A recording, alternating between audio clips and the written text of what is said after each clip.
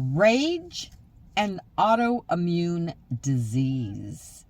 Is there a link between suppressed anger and the women's health crisis? Can bottled rage be the source of what ails us? This is printed in the Independent.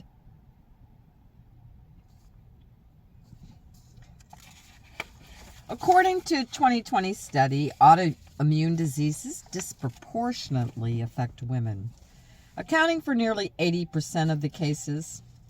A separate study from 2021 showed that women also face higher rates of anxiety, PTSD, and anorexia. As someone with both an autoimmune disease and anxiety, I found this information fascinating. Then, as if the TikTok algorithm had read my thoughts, I was served a video titled, "Unprocessed Anger is Making You Sick." It got me wondering, could a major factor behind these statistics be not just biological but behavioral? Specifically, could suppressed anger be contributed to women's declining health?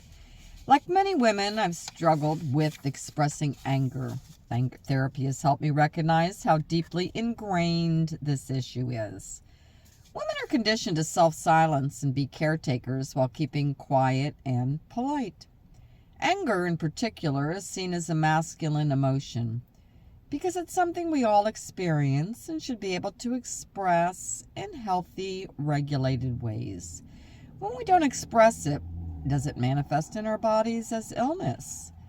In the late 1980s, psychologist Dana Jack identified a pattern among her female patients, a tendency for self-silencing, suppressing needs, pleasing others, and avoiding conflict.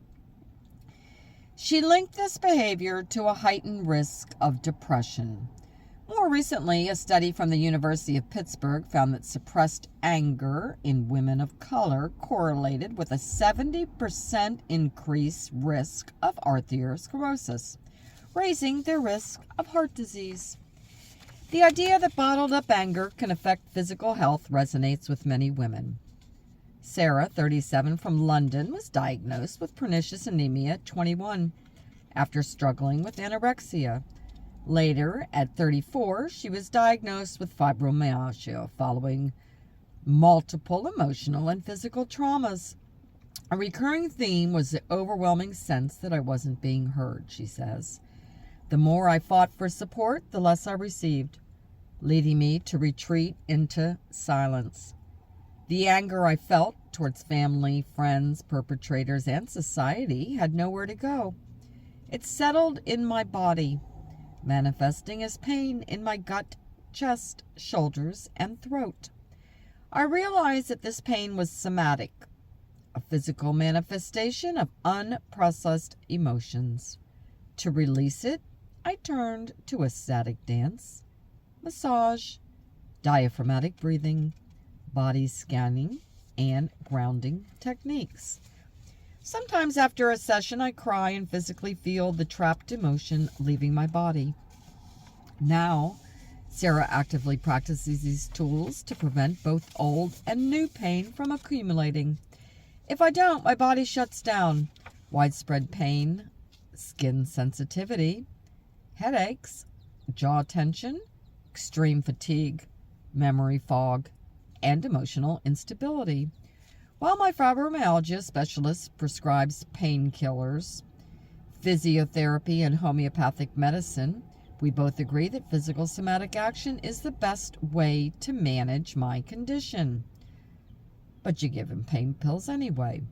Stress and the immune system. Dilly, 29, also from London, had Hashimoto's thyroiditis, an autoimmune disorder where the immune system attacks the thyroid gland, slowing down metabolism. I experience muscle pain, hair loss, cold intolerance, and dry skin.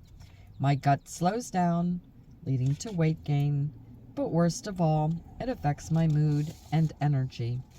Her symptoms worsened after a particularly stressful year involving personal and work-related issues. And that's when I finally sought medical advice and was diagnosed. My GP suspected my thyroid had been underactive for years without me realizing it. Dilly, who is currently trained to be a doctor, has found little time to process her diagnosis or emotions. My GP was nonchalant when they told me, which made me question my own anxiety around taking lifelong medication. I suppressed my feelings, and I believe it negatively impacted my health. Recently, I had to increase my dosage despite stable levels for 3 months. Some experts believe there's a connection between suppressed emotions and physical illness. Dr. Jolene Brighton, a board-certified naturopathic endocrinologist, explains, suppressing emotions, particularly anger, has been linked to increased stress, dysregulated immune function, and chronic inflammation, which may contribute to the development or worsening of autoimmune diseases. She points to research showing that emotional repression can trigger prolonged activation of the hypothalamic pituitary adrenal HPA axis, leading to immune system dysfunction. This can worsen in conditions like rheumatoid arthritis, lupus, and multiple sclerosis. Dr. Sula Wingasson, a health psychologist, CBT therapist, and EDMR therapist, notes that health is inherently psychosocial, shaped by biological, psychological, social, and environmental factors. When addressing health or illness, we must consider all three aspects together rather than in isolation, she says. While some studies suggest emotional suppression may be linked to immune system dysfunction, Wingasson cautions that research is still evolving. There haven't been enough studies specifically on suppressed anger and its effects on immunity. However, psychoneuroimmunology research provides compelling evidence that emotional suppression can impact immune function. The body's response to suppression. All emotions are biological mediated through brain activity, autonomic nervous system changes, and hormonal secretion. However, no one physiological signature corresponds to specific emotions like anger or sadness. Wingasson explains it's not that emotions themselves are harmful, it's how we respond to them that can put strain on the body. Suppression, she says, is one of the most depleting responses. It activates higher-order brain regions like the prefrontal cortex, while decreasing activation in emotion processing centers like the amygdala. This leads to increased cortisol secretion, which can disrupt immune function.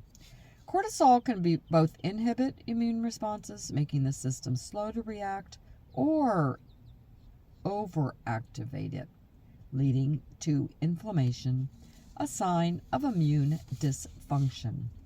While research continues, a growing body of evidence suggests that suppressing emotions, including anger, may have significant physiological consequences.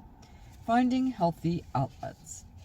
What can women do to prevent emotional suppression from affecting their health? Dr. Brighton suggests developing emotional awareness and expression through journaling, therapy, or somatic practices. Engaging in regular physical activity, mindfulness, and breath work can help regulate the nervous system and reduce the physiological impact of suppressed anger. She also emphasizes the importance of setting boundaries, cultivating assertive communication, and fostering supportive relationships.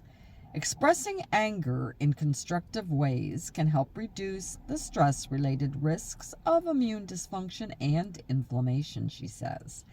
Sarah and Dilly's experiences reflect what research and experts suggest, that unprocessed emotions can manifest physically, contributing to chronic health conditions.